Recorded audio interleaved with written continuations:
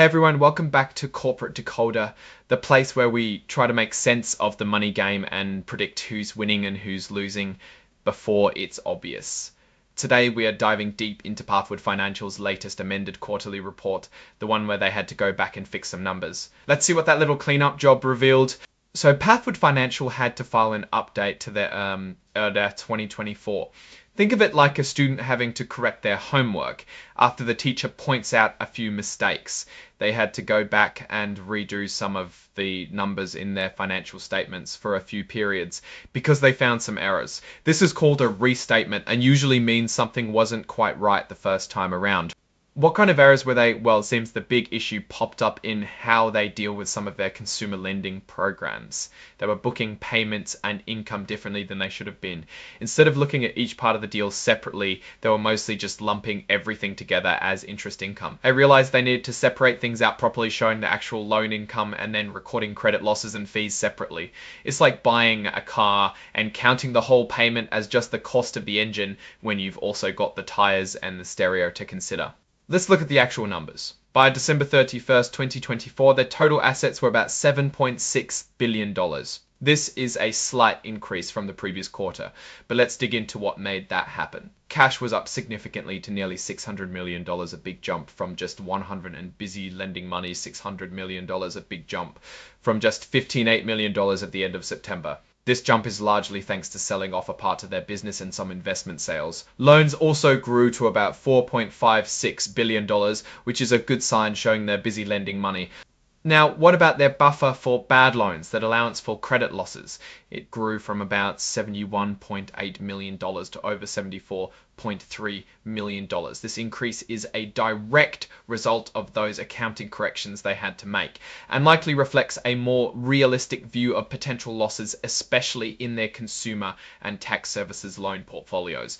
Looking at how they performed during the last 3 months of 2024 compared to the same time in 2023, their net income attributable to parent companies was around $30 million, down from about $34.9 million the year before. That's a noticeable drop, but it's important to remember that they also sold off a chunk of their business during this period, which impacts the overall picture. The interest and dividend income from loans and leases actually went up to over $111 million from around $10.3 million, showing their core lending business is still bringing in money.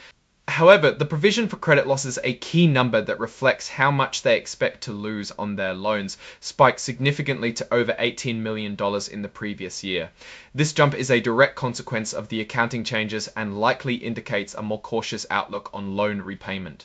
Interestingly, during the quarter, they recognized a gain of over $16 million from selling off their commercial insurance premium finance business. That sounds great. However, this gain was almost entirely wiped out by a loss on the sale of securities of over $15 million. So while they made a sale, they also had a significant investment loss, almost canceling out the benefit.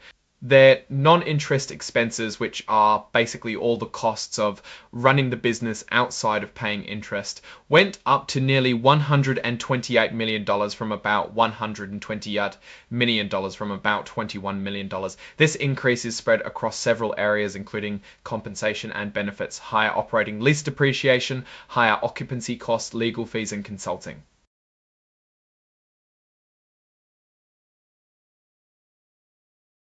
But here's where things get a little more positive: net interest income. That's essentially the difference between what they earn on their assets and what they pay for their liabilities. It increased to over $125 million from about $118 million, showing a healthier spread. Their net interest margin also improved, which is a good sign for profitability. Now let's talk about asset quality. Their non-performing assets, those loans or leases that are not paying back as expected, decreased to about $37.5 million, which is about 0.49% of their total assets. This is an improvement from the previous quarter. Their loans and leases that are more than 90 days past due but still accruing interest also went down significantly. This is a positive trend indicating better control over their loan book. The allowance for credit losses, which is their rainy day fund for potential loan losses, stood at nearly $74.3 million. While this is an increase from the previous quarter, it's important to remember this reflects the accounting adjustments. As a percentage of their total loans, it's around 1.63%, which is within a reasonable range, but always something to keep an eye on, especially given those higher provisions. Capital is crucial for banks. Pathward is doing well here. Their common equity tier 1 capital ratio is over 12%, well above the required minimums, showing they have a strong financial cushion. They're considered a well-capitalized institution, which is a very good thing in the banking world. Looking at leadership, Brett Elfar, the CEO, signed off on this report, along with Gregory Ace-Agrees, the CFO. So the top brass is acknowledging these numbers. They also had to file brand new certifications for the report, which is standard for these amended filings.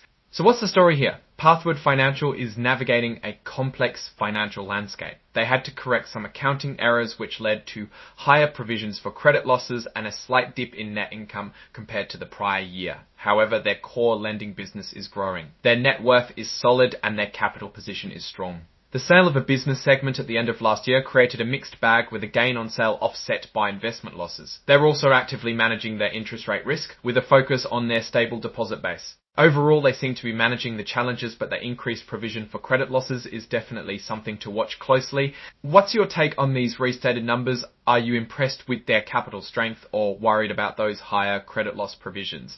Let me know your thoughts in the comments below. If you found this breakdown helpful, please hit that like button and subscribe for more deep dives into the world of corporate finance. And don't forget to join our Discord community linked in the description for more discussions and insights. Thanks for watching, and we'll see you in the next video.